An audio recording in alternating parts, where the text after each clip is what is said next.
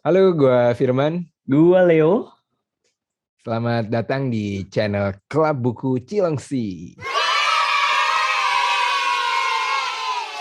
Emang siapa ya yang dari Cilengsi? Nah, gua. Oh, jadi karena lu Iya. dari Cilengsi, nama channelnya Klub Buku Cilengsi ya? Nah, iya. Oh, gitu. Kita perkenalkan sedikit lah biar pada tahu lah siapa sih kita sebenarnya. Hmm, Jadi, kira-kira kita siapa sih, men? kita apa ya? Kita mah manusia dewasa awal tanggung reguler aja gitu. Terus, terus ngapain nih kita bikin channel ini nih? Nah itu, itu gua kan lumayan demen baca. Oke. Iya, Lumayan lah iya, ya. iya. Nah, Lumayan ya. lu kan juga nih Lumayan daripada Lamongan. daripada Lamongan. Iya. Nah, karena kita lumayan demen baca nih, biar nggak mubazir, nah mungkin ada sesuatu nih yang bisa kita bagi. Oh, iya. Karena kalau Keren, keren, kata keren. Limbat nih ya, Oh, jadi si ngomong gitu si ya. ngomong emang Iya, bisa, iya. kalau diperhatikan bisa emang. Oke. Jadi kata Limbat tuh tahapan paling rendah tuh data katanya. Jadi Oh, data, dia sekalinya ngomong oh, inilah ya. dia Oke lah ya scientific banget kontennya ya. ya. Scientific Scientific banget. banget ternyata Kan ya. emang Oke. pemerhati sains kan, jadi hewan-hewan itu dia perhatiin. Oh, oke, oke. Heeh. Oke, Eh, berarti paling rendah itu dari data tuh data ya paling kalau kata rendah, Limbat. kata Limbat paling rendah data, terus abis itu jadi Mm-mm. knowledge, abis Oh, itu oke. abis itu jadi wisdom. Oke. Nah, atasnya lagi jadi action katanya gitu. Oke, mantap juga Mm-mm. nih si Limbat gue lihat-lihat ya. Mantap, tapi kita Jadi bisa kena dari UU ITE data nggak sih nih? enggak Enggak lah. lah ya, enggak. kan kan dia nggak ini nggak apa namanya nggak mudah tersinggung. Enggak mudah, dan lagian yang kita omongin kan bagus ya. Bagus juga gitu. Mm-mm. Jadi Mm-mm. dari data kemudian ke knowledge, Mm-mm. wisdom dan action gitu ya. Jadi action. Nah, I see, I see, I kita see. kan nih baca nih. Hmm. Tapi kalau yang gue sadarin, kadang-kadang susah nih actionnya dari hasil yang kita baca. Oh iya, iya. Gitu. Soalnya kita lebih banyak talk only gitu. Lebih banyak talk only. Nah, Iya, karena gitu gitu. kita kadang-kadang nggak bisa action, nah siapa tahu teman-teman semua nih Hmm. pendengar bisa action dari knowledge yang bisa kita bagi gitu. Kira-kira begitulah. Ah, berarti terus kita ngapain sih nih sebenarnya? Iya ya, ngapain ya? Ya udah, berarti yang kita lakukan ini kita sharing aja, sharing buku yang kita baca gitu mah. Oh, I see, I see, I see. Oke, kalau begitu, selamat menikmati nih teman-teman. Selamat Buku menikmati teman-teman. buku pertama yang akan kita coba bahas ini berjudul Blink dari Bling, Malcolm Gladwell. Malcolm Gladwell. Mantep bener nih. Buku tahun Mm-mm. berapa ya? Gua bacanya sih baru-baru ini, tapi kayaknya lu udah lumayan lama ya. Oh iya iya iya. Jadi disclaimer dulu nih. Jadi kalau nggak salah buku ini tahun 2005 nih. Kalau nggak salah 2005 ya. 2005. Oke. Buku kedua man. Buku keduanya Malcolm Gladwell Buku setelah kedua yang Malcolm Gladwell. yang pertama itu Setelah Tipping Point setahu gue. oke, Tipping Setelah Point. Tipping Point. Nah, Oke. gue tuh udah baca tahun 2012. Oke, udah Nah, 10 tahun yang lalu berarti ya. 10 tahun yang lalu. Lu bacanya kapan? Oke. Gue baru-baru ini sih sebenarnya, Cop. Tapi mungkin recalling memori kita kurang lebih sama nih, men. Nanti kita saling melengkapi aja ya. Kita saling melengkapi Saling ya. melengkapi. Jadi Oke. jujur sih detailnya detail ya. Jadi detailnya jujur agak lupa. Tapi ide utamanya itu lumayan ingat karena ini salah satu buku yang bagus menurut gue dan membuat gue suka Hmm. sama si Malcolm Gladwell ini gitu. Jadi ini buku pertama Malcolm Gladwell yang lu baca ya? Buku pertama enggak, buku pertama Tipping Enggak Point ya? setahu gue, seingat gue ya. Oh, oke, oke, oke. Uh, Berarti sesuai dengan ininya ya, Sesuai dengan sequence-nya urutan. ya, urutannya ya. Oke, nice, nice. Jadi sebenarnya buku Blink ini nih tentang apa sih? Kalau kita Bukunya boleh sharing ke kita by the way manggil teman-teman pendengar nih apa nih? Apa ya? Kalau clubbers kayak Facebooker sebentar ya. Terus apa ya? Iya.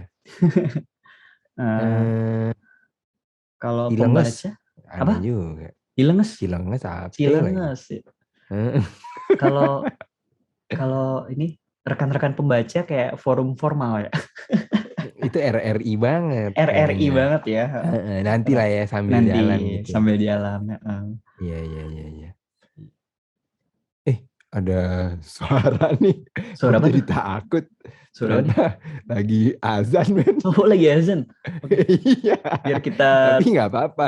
nggak apa-apa. Tapi Biar nggak apa-apa. biar kita terlihat taat ya.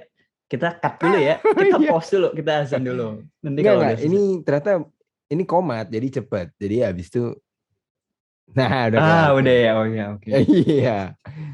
Tetap terlihat taat kan. Tetap terlihat taat, benar. Iya, iya. Karena ada intensi untuk pause ya. Ada intensi untuk pause. Ada itikat baik Ada gitu. itikat baik, benar. Oke. Jadi buku ini bercerita tentang apa nih, men? Jadi bukunya itu kan judulnya Blink, The Power of Hmm. Thinking Without Thinking gitu ya.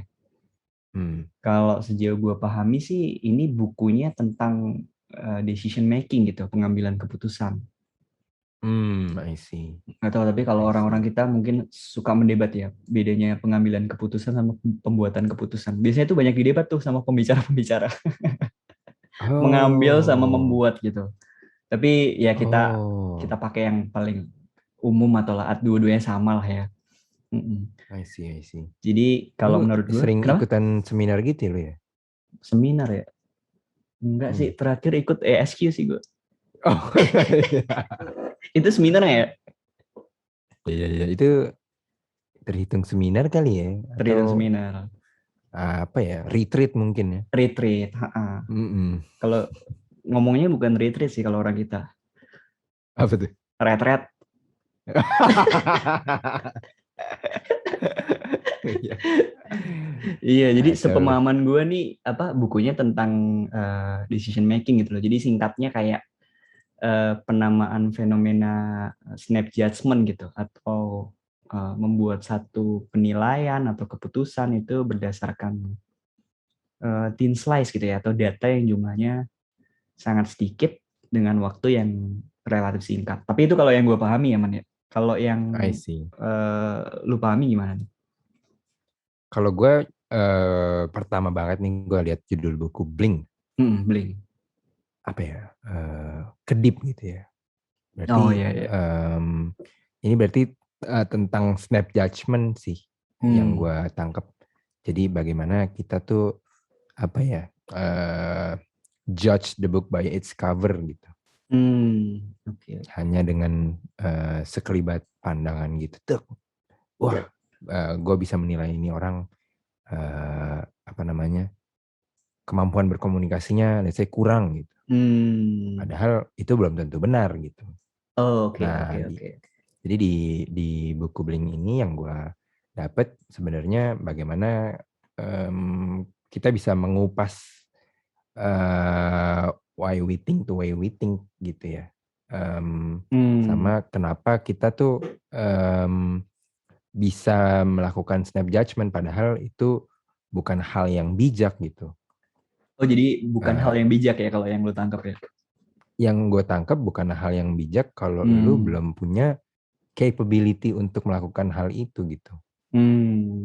Jadi kalau di bukunya Blink ini sebenarnya bercerita tentang expert-expert yang melakukan snap judgment. Nah, expert-expert ini mereka apa ya? Ibaratnya sudah menyelami asam garam kehidupan nih, makanya snap judgment yang dia ambil mostly tepat nih gitu. Asam garam bidang mereka gitu ya.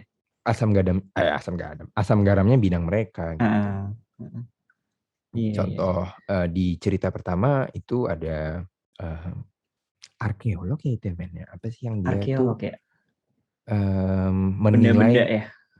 iya, dia menilai bahwa patung di sebuah museum ini tidak terlihat right nih, it doesn't look right gitu ya. Nah, ternyata setelah diteliti lagi, oh ternyata benar apa yang dia bilang gitu. Tapi he just knew gitu. Iya. Dia Kalau nggak nggak bisa salah, menjelaskan gitu ya. nggak bisa menjelaskan. Jadi kalau nggak salah itu ya apa? Itu ahli itu menilai benda bersejarah ini asli atau palsu gitu. Dia bisa menilai dalam 2 detik nggak sih, Man? Kalau nggak salah? Kalau nggak salah ya segitu. 2 detik ya Tapi dia kalau. tapi yang ini dia bisa menjelaskan, Deng. Ada lagi yang dia bisa melakukan snap judgment, tapi dia nggak bisa menjelaskan kenapa gue bisa Kenapa ya? melakukan itu. Tapi kalau yang ini gue koreksi, dia bisa menjelaskannya gitu. Seingat lu yang contoh pertama ini bisa menjelaskan ya. Nah, itu kalau nggak salah dibandingin sama tim penilai atau tim kurator yang terdiri dari banyak ahli arkeologi gitu, mereka menilai dalam berapa minggu gitu ya, dan mengumpulkan banyak dokumen, banyak bukti, akhirnya baru dari data-data itu mereka menyimpulkan bahwa ini palsu gitu, nggak asli. Padahal arkeolog yang pertama tadi itu cuman sekitar 2 detik gitu katanya. Dan itu fascinating sih buat gue pribadi gitu ya. Terus juga sebenarnya banyak cerita-cerita yang contoh-contoh gitu ya, contoh-contoh bahwa ada juga yang bisa melakukan ini snap judgment dengan benar gitu. Seingat lu apa aja, Men? Contohnya, Men? Kalau yang gua ingat itu ada lagi pelatih tenis, Men. Aku lupa nama pelatihnya siapa nih. Kalau nggak salah Rahmat Darmawan apa ya? Rahmat Darmawan. Kayaknya salah betul. Selain salah bet, kayaknya kita juga Rahmat Darmawan. Dulu kalau pakai topi ada inisialnya RD. RD ya. Jadi ini pelatih tenis ini dia tuh bisa menilai gerakan mana yang kira-kira bolanya tuh bisa masuk, gerakan servis mana yang bolanya bisa masuk ke net,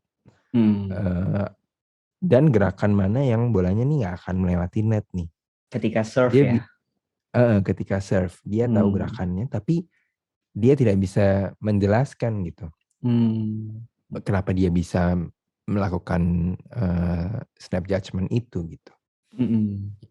Itu menurut gue seru sih, men. Lu pernah lihat nggak mungkin lu pernah nonton di YouTube ada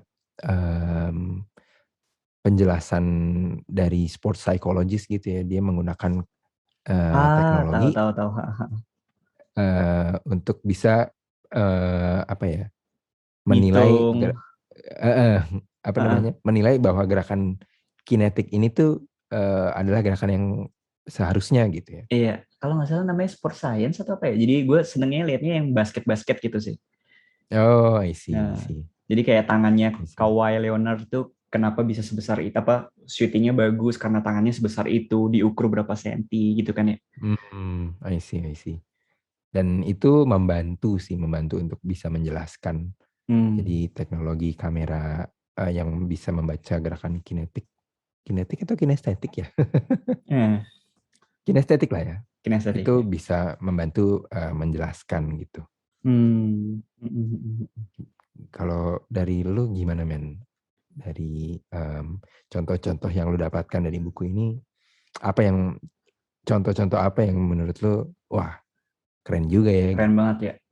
Iya sih, emang kayak yang lu bilang ya, jadi in the blink of an eye gitu ya, jadi secepat kedipan mata gitu ya. Kedipan mata, iya. Kalau nggak salah gue inget tuh ada satu contoh lagi yang Pepsi dan Cola tuh loh. Oh iya. Ingat nggak lo? Sip test, namanya sip test ya kalau nggak salah ya. Itu gimana tuh, Man? Itu seru banget. Jadi ini ada blind test nih. Orang nggak tahu di gelas mana yang isinya Coca-Cola dan gelas mana yang isinya Pepsi. Dan orang tersebut diminta untuk take a sip gitu ya. Coba 1 teguk, 2 teguk gitu. Dan menilai mana yang lebih enak. Hmm. Mm-mm. Ini nggak cuma satu orang ya, ada beberapa Partisipan. partisipan ya, Mm-mm. partisipan yang mencoba tes tersebut. Mostly Mm-mm. partisipan ini menjawab Pepsi yang lebih enak dibanding Coca-Cola. Hmm. Jadi pada saat di reveal yang lebih enak ternyata Pepsi nih. Pepsi. Tapi ternyata pada saat mereka diminta untuk menghabiskan 1 gelas penuh, Hmm. ternyata yang lebih enak adalah Coca-Cola gitu. Hmm. Nah, penjelasannya gue rada-rada lupa. Iya, kalau nggak salah nih, ini contoh yang mau menggambarkan apa yang lu bilang tadi ya. Jadi kadang-kadang dengan snap judgment itu kita bisa salah menilai gitu. Karena namanya juga sip test gitu ya.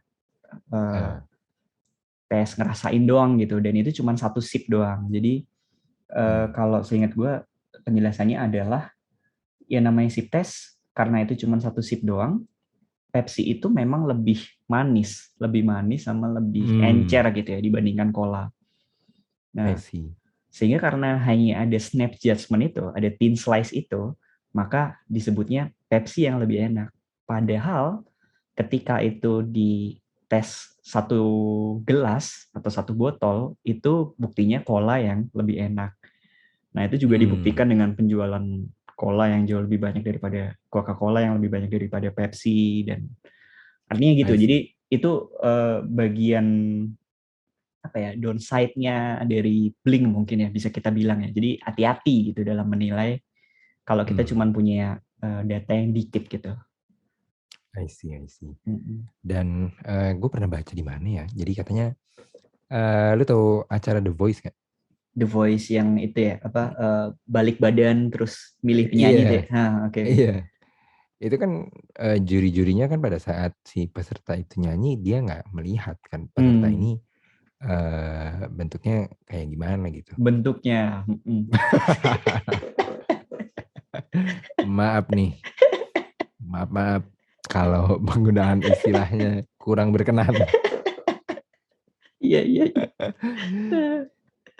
Tapi mereka diminta untuk menilai hanya dari suara gitu. Dan itu tadi itu katanya sih terinspirasi dari buku Blink ini gitu. Oke. Bahwa lo tuh nggak bisa menilai orang tuh hanya dari look-nya saja gitu. Benar. Jadi memang itu aplikasinya di banyak bidang sih setahu gue, men. Di rekrutmen pun juga gitu. Katanya banyak yang merekomendasikan kok gue kayak zaman Soeharto ini pakai merekomendasikan blind recruitment gitu. Jadi sehingga kita nggak bisa mengurangi kemungkinan untuk bias penampilan gitu ya daripada peserta-peserta asesi kita gitu. Jadi emang yang mau kita nilai adalah kualitasnya, bukan looks-nya gitu. Ya itu sebenarnya nyambung dengan tema yang gue akhir-akhir ini sering mendengar kata ini ya, udah menjadi buzzword sih, diversity, equity, inclusiveness gitu ya. Nah ini menurut gue perusahaan yang punya culture itu menurut gue oke sih.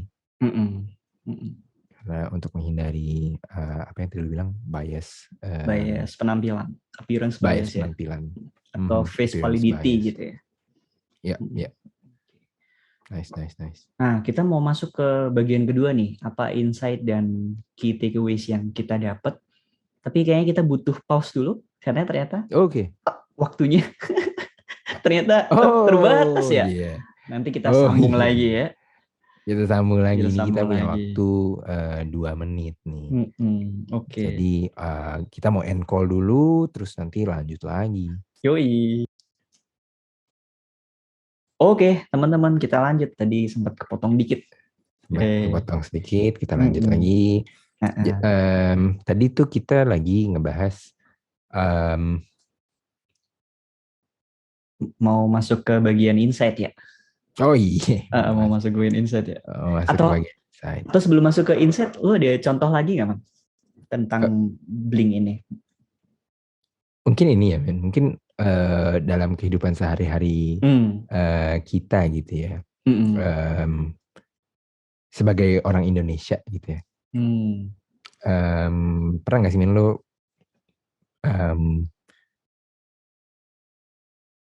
dikasih tahu sama, let's say, orang tua lu gitu ya. Oke. Misalkan lu mau mengambil keputusan A gitu Mm-mm. atas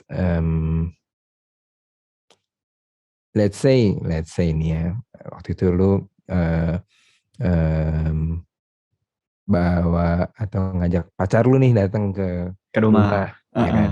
Uh-uh. Habis itu ketemu sama apa orang tua lu, ngobrol-ngobrol, udah Mm-mm. selesai. Nah, habis itu orang tua lu em, apa ya, memberikan wejangan gitu. Mm-mm. Kok Nah, ngomongin wejangannya memberikan wejangan tuh kalau positif ya, kalau negatif ngomongin di belakang ya. wah, apa nih yang kira-kira bisa positif, bisa negatif nih? Ya, coba tuh. Kalau positif Memberi- gimana? Memberikan input. Memberikan input ya. Ya, Cukup netral. cukup netral ya, Cukup netral. cukup bijak ya. Cukup bijak ya. Oh ya, memberikan input nih. Hmm. Ternyata tidak sesuai dengan ekspektasi dari mereka nih. Gitu. Mm-mm. Mm-mm. Ya udah. Oh, tapi ternyata apa namanya? Setelah beberapa waktu berlalu, lu ngerasa apa yang dibilang sama orang tua lu nih bener gitu. Benar. Itu mungkin contoh dari apa namanya, kehidupan sehari-hari kita gitu ya. Terapan Blink ya. Padahal kita juga nggak tahu kan apa orang tua kita nih apa namanya nilainya dari mana. Kan cuman baru sekali ngomong aja gitu kan ya. Iya, iya. Kok bisa udah tahu kalau leh kayaknya nih cewek nggak cocok deh sama kamu gitu ya misalnya ya. Iya, iya. Ya, tapi entah resultnya gimana, apakah memang itu cocok atau nggak cocok, artinya fenomena bling itu ada gitu ya. Fenomena bling Heeh. itu ada. Itu Ketika salah satu memang contohnya. ketika memang ngomong cocok dan itu cocok ya, itu contoh bling yang kebetulan oke gitu ya. Tapi kalau misalnya Hmm, ketika ngomong nggak cocok, tapi ternyata cocok, ya itu mungkin bling yang tadi yang bias itu ya. betul, betul. Heeh. Jadi sebenarnya cobalah kita untuk melatih lagi untuk apa ya, nggak bias lah, Mm-mm. nggak punya unconscious bias ataupun confirmation bias. Ada banyak Mm-mm. jenis bias yang sebenarnya bisa dipelajarin supaya kita terhindar nih dari bias-bias tersebut gitu. Iya. Oke, Kemungkinan bias sama logical fallacy ya. Jadi logical fallacy. kesesatan logis. Mm-mm. Nice, nice. Keren juga loh. Oke, emang iya. Gampang menerima pujian. Oke, tadi sebenarnya kita udah ini ya, Man ya, udah apa nyerempet beberapa gitu ya, udah nyebutin beberapa. Tapi kalau lu ditanya apa aja insight atau key takeaways atau pelajaran yang lu dapat dari buku ini apa aja teman? Kalau gue sebenarnya lucunya nih ya, dari buku Mm-mm. ini Mm-mm. gue tuh nyambung, kok ya pas banget gitu, habis baca buku ini gue nyambung ke bukunya Adam Grant, judulnya Think Again gitu ya. Think again. Jadi gue merasa bukunya Think Again ini melengkapi apa yang gue baca dari Blink ini Blink. gitu. Tapi kurang lebih apa yang gue dapat sama-sama apa namanya, insightful dari kedua buku ini, dan apa ya, saling melengkapi sih gue Saling ngerasa. melengkapi ya. Jadi kalau dari Blink ini gue sih dapetnya apa ya, lu harus bisa mencoba challenge yourself untuk apa ya, untuk tidak melakukan snap judgment. Kalaupun iya, you have to make sure lu punya kemampuan untuk melakukan snap judgment itu gitu. Hmm. You have to be an expert untuk bisa melakukan snap judgment. Dan kalau gue menilai diri gue sih, gue mah masih jauh dari kata expert gitu. Tapi tergantung bidangnya mana ya. Mungkin kalau misalnya di dalam bidang gitar gitu ya, lu kan tahu siapa gitaris yang oke sama yang misalnya kurang misalkan ya. Ini kayak cocokan main bass deh kayak Lule gitu misalnya kan. Jadi mungkin tergantung bidangnya ya. I see. Iya nggak sih? Make sense sih. Iya kan? Kalau gue coba relate ke hobi lah ya. Itu make sense sih. Nah, tapi gue nggak merasa gue expert di situ gitu.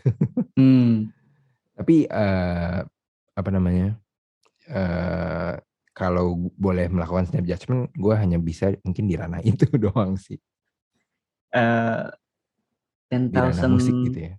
10,000 Hours Rule itu buku Malcolm Gladwell yang apa ya? Oh, 10,000 Hours itu di Outliers. Di Outliers ya? Oke. Di Outliers.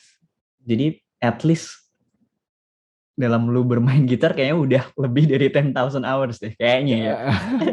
Kayaknya sih. Kayaknya. Iya kan ya? But I'm never a pro gitu. Gue mencoba untuk tidak trap di mindset bahwa you're a pro gitu. Karena once you trap itu, gue pernah karena gue pernah merasakan sendiri gitu. Gue wah banyak yang bilang gue jago nih, anjing gue jago beneran nih. Tapi ya udah gue stuck di situ gitu. Karena gue nggak mau explore lagi jadinya. Oh, I see. Udah puas gitu ya? Iya, itu yang penyesalan gue sih. Waduh, berat nih udah sampai penyesalan nih. Iya. Maksud gue ini untuk teman-teman yang mungkin masih belum setua kita berdua gitu ya. Oke. Mungkin bisa lebih bijaksana lagi gitu. Jadi misalkan lu jago di suatu bidang dan banyak yang memang memuji lu, lu coba menghindarlah dari mindset bahwa lu jago gitu.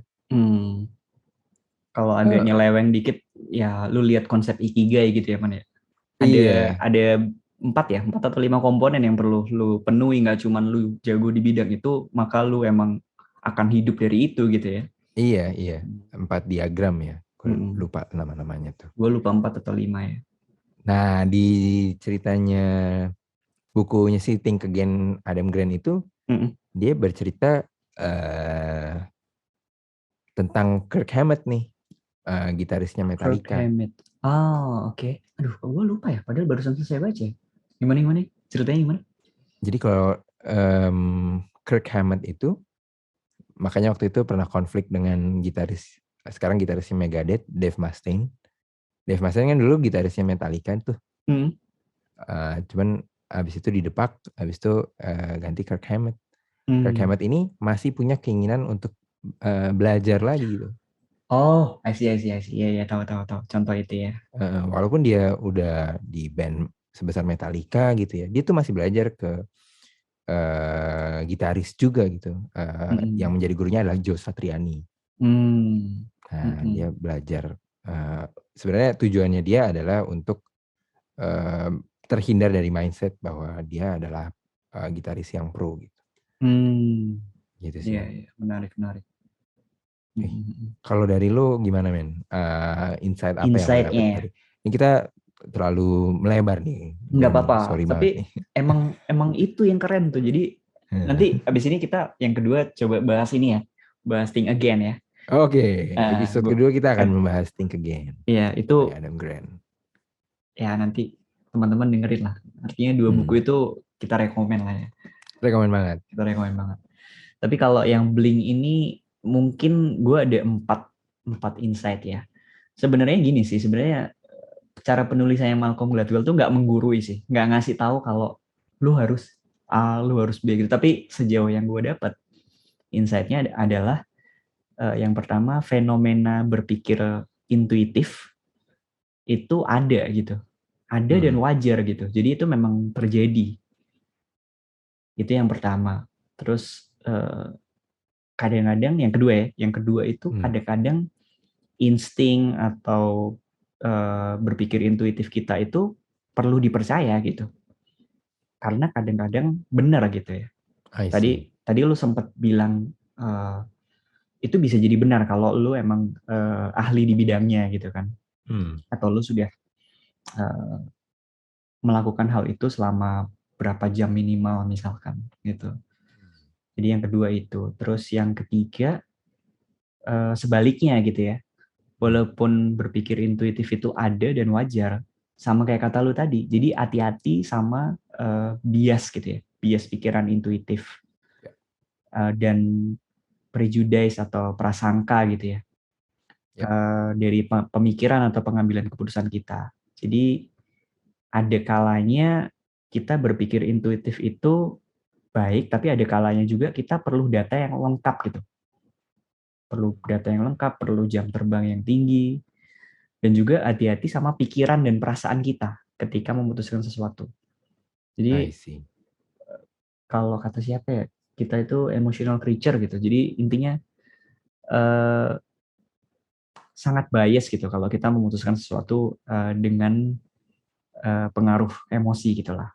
I see. Yang membuat blinknya kita tadi itu mungkin bisa jadi nggak valid gitu. I see. Jadi memang by default nih kita as a human itu emotional creature ya men? Emotional creature. Dan itu yang kalau nggak dilatih akan tetap menjadi emotional creature gitu ya men? Iya, kalau nggak salah Jonah Hadid, The Righteous Mind gitu. Oh, The Righteous Mind. I see. Jadi misalnya kita pilih satu presiden atau politik gitu ya. Kita tuh suka dulu. Jadi kita naksir dulu sama figur ini. Setelah itu kita baru cari rasionalitasnya. Nah, jadi hati-hati sama bias berpikir intuitif itu gitu. I see. Itu yang ketiga sih kalau menurut gue. Kalau yang keempat, ini juga Malcolm Gladwell bilang gini ya. Jadi seingat gue dia bilang kadang itu kita punya kadang kita itu nggak punya penjelasan akan pikiran atau keputusan kita. Ya, it is gitu. Jadi kayak lu tadi bilang ada contohnya pelatih tenis, misalnya dia tahu serve yang masuk apa, tapi disuruh jelasin nggak bisa gitu. Dan menurut gue nggak apa-apa. Maksudnya kalau memang ada yang nggak bisa kita jelaskan dengan naratif, dengan deskriptif, ya mungkin ya diterima aja. Misalkan kalau ada penjual durian bilang durian yang manis itu yang kalau diketuk bunyinya gitu. Nah, misalnya dia di suatu hari menemukan ada durian yang bunyinya dok gitu ya. Tapi pas dibuka dimakan kok manis gitu. Nah, artinya penjelasan itu kan salah kan. Nah, artinya itu kalau di bidang kategorisasi filsafat itu kalau nggak salah falsifikasi. Atau contohnya biasanya black swan gitu. Jadi semua angsa itu putih, ketika ada angsa yang hitam, maka premis semua angsa itu putih itu nggak benar gitu. Jadi nggak apa-apa kita mengeluarkan Nassim Taleb benar. Jadi nggak apa-apa kita cari penjelasannya, cuman maksudnya ketika kita belum benar-benar yakin, ya kita cari terus gitu loh, kita explore terus apakah ini benar, kita uji terus gitu. I see. Kalau yang gue dapat sih 4 itu ya man ya. Nice. Insight-nya. Very nice. Kalau dari buku ini nih, menurut lo apa yang bikin lo apa ya? Yang pertama suka dulu deh. Suka ya. Baru nanti ke yang nggak sukanya, kemudian apa yang mengena nih? Berkesan gitu ya. Berkesan gitu. Oke. Yang sukanya. Yang sukanya tuh setahu gue Malcolm Gladwell itu kan psikolog sosial. Nah, gue tuh suka banget baca tulisan-tulisan dari psikolog sosial. Karena biasanya dari bidang psikologi itu yang paling rajin bikin tulisan itu teman-teman dari psikolog sosial gitu lah. Nah, Malcolm Gladwell tuh salah satu yang ngetop lah, psikolog sosial yang ngetop. Jadi ini salah satu buku yang membuat gue suka, pertama suka sama Malcolm Gladwell, yang kedua suka baca buku bahasa Inggris. I see. Jadi menurut gue Malcolm Gladwell tuh storyteller yang enak banget gitu ya. Jadi Setuju. iya kan. Jadi lu baca tuh kayak dongeng orang dewasa gitu. Kalau gue membacanya itu menikmati gitu ya. Jadi istilahnya apa, page turner ya. I see. Jadi Page kayak turner ya. page turner. Jadi kayak enak gitu. Jadi ya menikmati aja gitu. I see. Dia sangat naratif, sangat elaboratif gitu. Kalau gue itu sih. Kalau lu apa, Man? Kalau gue yang bikin gue suka dengan buku ini kayaknya buku pertama Malcolm Gladwell yang gue baca sih. Jadi instead of Tipping Point, gue baca Blink duluan. Blink dulu ya. Tipping Point, habis itu gue baca. Pada saat gue baca, terus gue research siapa sih Malcolm Gladwell. Sebenarnya gue Blink nih karena rekomendasi deh, kalau nggak salah rekomendasi dari lu deh. Iya, gue yang rekomendasi. Kalau nggak salah ya, gue baca, wah. Terus gue research mengenai si Malcolm Gladwell ini, wah, ternyata selain dia psikolog sosial, dia kolumnis juga kolumnis di New Yorkers ya. New Yorkers ya. New Yorkers apa New York Post sih? New York Post deh kalau nggak salah. Antara dua itulah ya. Dan terakhir dia suka lari kan. Oh iya. Sangat subjektif sih. Lu suka lari ya. Gue ngeliat dia, wah anjir, dia udah usia lanjut men. Di atas 50 tapi masih prima gitu. Dan gue pikir karena dia lari nih, wah dia mungkin mendapatkan banyak inspirasi dari aktivitas lari dia. Ya ini mungkin ini ya, apa namanya, sangat subjektif ya. Jadi gue suka nih dengan apa yang dia tulis gitu. Nah, yang gue suka sebenarnya itu tadi sih, si buku Blink ini mengajak kita pembaca untuk coba lebih kritikal lagi gitu dengan apa namanya, kebiasaan kita melakukan thin slicing gitu ya, atau snap judgment. Ngomong-ngomong soal lari, ini ya Man, banyak ya penulis yang lari juga ya. Oh iya. Haruki Murakami, David Goggins, wah itu nanti perlu kita bahas juga tuh bukunya. Karena katanya lari itu meditatif ya. Lari itu meditatif, walaupun heart rate lu tinggi, itu bisa bikin meditatif. That's the paradox, and that's why I love running. Iya. Jadi itu yang gue suka dari buku Blink. Dari lu nih men, kalau yang nggak lu suka nih? Nggak suka. Jadi apa yang gue suka bisa jadi yang nggak gue suka juga gitu. Oke. Jadi karena si Malcolm Gladwell itu sangat naratif, sangat deskriptif, sangat elaboratif, itu gue merasanya kadang di beberapa bagian itu diulang-ulang gitu. Dia tuh mau ngomongin A, tapi menurut gue kadang-kadang terlalu banyak gitu poin ngomong A-nya gitu. Jadi kadang-kadang di tengah-tengah membaca tuh gue juga bilang, iya ya gue udah paham yang ini, ada lagi nggak yang lain gitu. Tapi maksudnya itu ya, jadi apa yang gue suka kadang-kadang juga bisa membuat gue kurang nyaman juga, karena memang kalau dalam konteksnya ini Malcolm Gladwell elaboratif, tapi kadang-kadang terlalu elaboratif di beberapa bagian tertentu gitu. I see.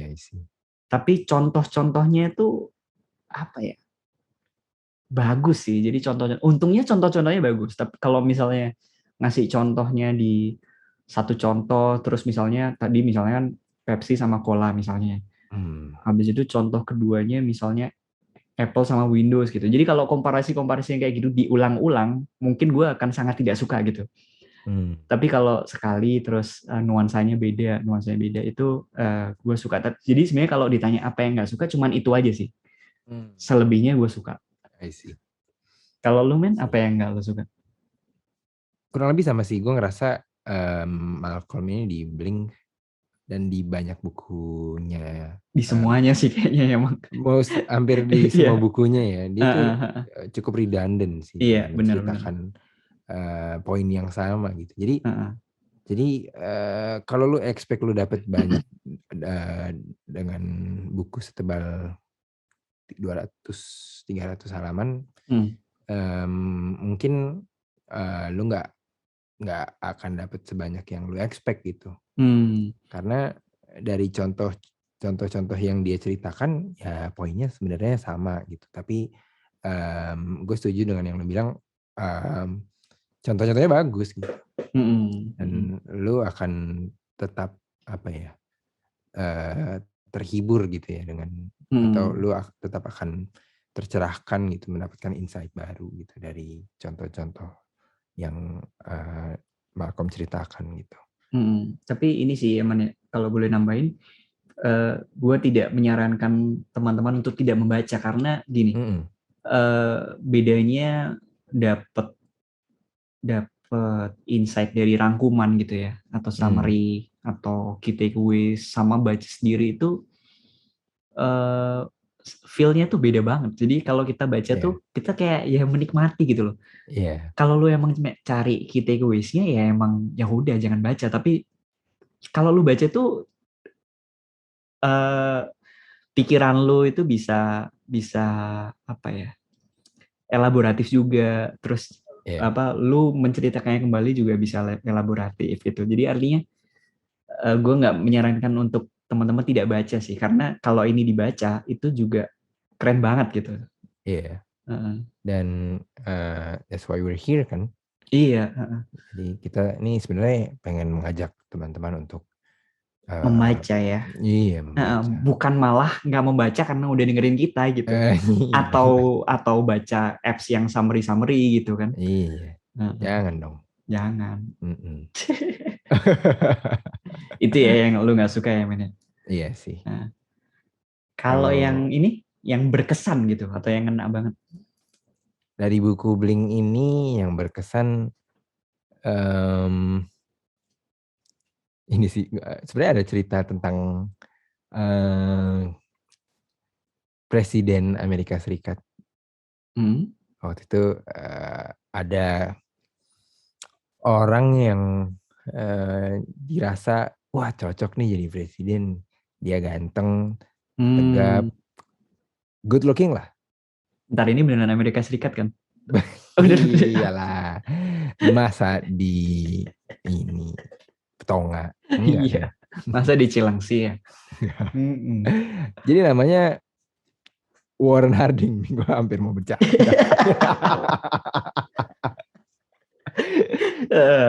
Nama presidennya Warren Harding dan ini menurut catatan sejarah dia merupakan presiden Amerika Serikat terburuk. Karena orang hanya menilai dari bentukannya, men. Face validity-nya ya. Face validity. Nah, itu sih yang mengena di gua. Karena kok ini ya. Lupakanlah. Doi masih kepikiran contoh yang lain. Contoh presiden di negara Namibia kayaknya. Kalau di Namibia tuh presiden emang merakyat. Wah kacau nih orang emang. Baru episode pertama udah mancing-mancing. Enggak, itu kan di Namibia gue bilang. Iya. Iya. Gue lempar ke lu deh. Nih. Kalau lu apa nih men yang mengena nih di hati lo? Jadi ini ya, kalau lu apa yang berkesan tuh contoh dan aplikasinya di kehidupan sehari-hari itu banyak banget ya man ya. Oke. Kalau gue ya selain itu apa yang lu sampaikan,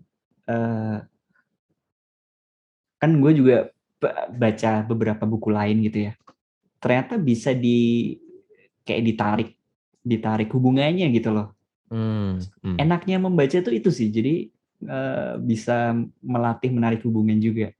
Misalnya kayak tadi lu sebutkan Adam Grant, Think Again gitu kan. Ya itu bener banget. Jadi itu istilahnya apa sih? Sangat melengkapi Blink ini gitu. I Jadi see. ketika kita udah dapat Blink, kalau kita punya keinginan dan kemampuan untuk think again, itu akan jauh lebih baik gitu. I see. Gua rasa analoginya mungkin yang pertama, yang tadinya lu cuma bisa melihat dari satu jendela, kemudian pada saat rumah lu ditambahin jendelanya lagi, lu punya view yang lebih luas gitu ya. Iya benar. Jadi I see.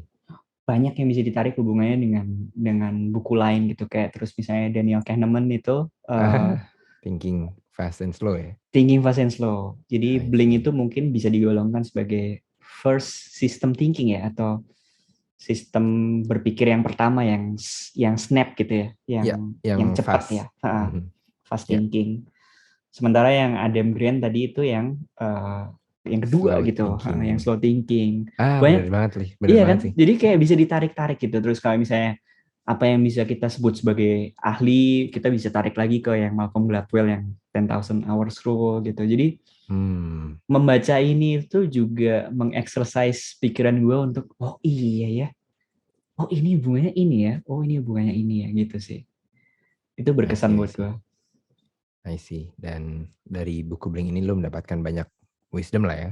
Banyak wisdom, tapi actionnya semoga teman-teman bisa beraction. Oh iya. Benar. Setuju. Ini kita perlu saling bertanya rating gak nih, men? Kayaknya perlu Perlu deh. ya? Karena Perlu tadi ya? lu udah nyebutin kan apa yang lu suka, nggak suka, berkesan. Oh iya. Nah, kalau disimpulkan sebagai satu nilai ranking gitu atau rating itu 1 sampai 5? Ya, dalam skala 1 sampai 5. Gua dulu ya. Gue di 4 sih gue. 4. Alasannya apa, Man? Satu kurangnya sih sebenarnya lebih ke yang redundant itu sih.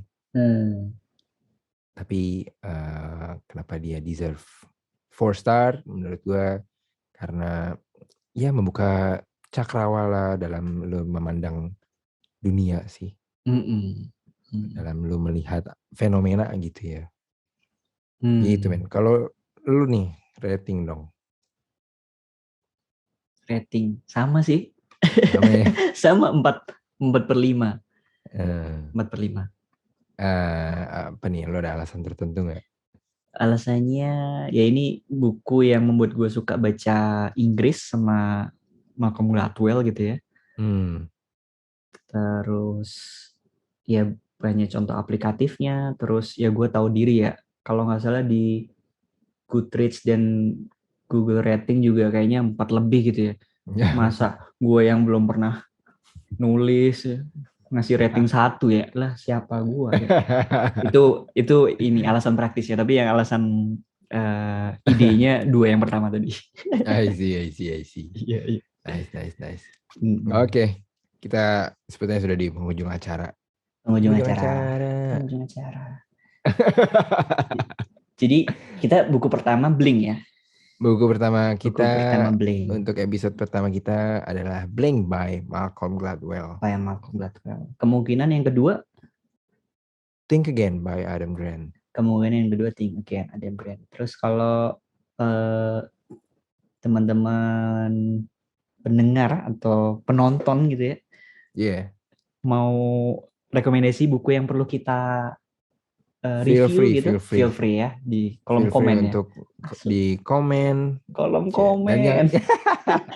Jangan lupa subscribe ke channel Klub Buku Cilengsi. Ya. Thank you for watching, teman-teman. Ya. Ada tambahan nih mungkin dari Leo. Kalau merasa konten ini bermanfaat dan suka, boleh loh di like atau di share. Mungkin ada temennya yang misalnya demen baca juga atau demen komentar gitu, boleh banget. Iya. Ini juga untuk mengajak teman-teman untuk cobalah pick a book gitu di bookstore ataupun dimanapun gitu ya. dimanapun. Dimanapun kan bisa di Dimanapun. Bisa di Kindle, Amazon Bisa, gitu, bisa. ya kan? Ya, yang penting legal pokoknya ya teman-teman. Ingat Iya, buku legal. iya, Mm-mm. gitu. Oke. Oke, Oke. gua Firman. Gua Leo. See you on the next episode. See you on the next Bye. episode. Bye.